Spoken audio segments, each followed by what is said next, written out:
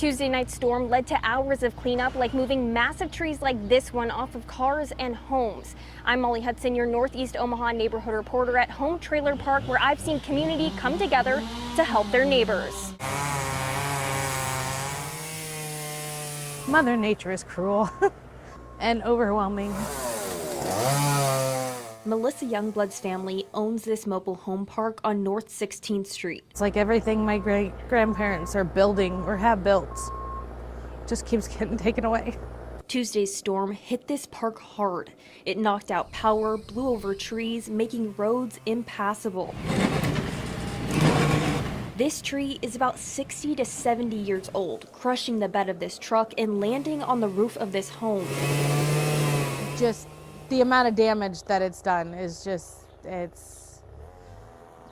to see people upset, that just bothers me. It's a hard sight to see. She's not just a landlord, she was raised here, and her family has owned this property for generations. I thought we were on the upside of being able to get everything fixed.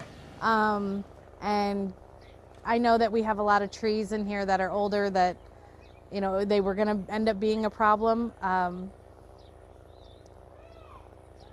Kind of devastating. This is her cousin Rachel's backyard. Part of my maple landed on the house and my massive pine trees went down. She's lived here for 34 years. We had tree forts when we were kids up in there, everything. And now they're not gone yet, but they're gone. Melissa says people showed up in force to clean up. We have so many people that came out and helped. The outpouring is just amazing. We all just kind of come together, and I think that's where everywhere and everybody should do, is come together and help.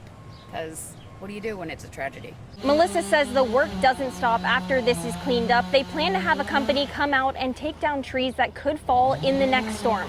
Near North 16th and Ida, I'm Molly Hudson, your Northeast Omaha neighborhood reporter.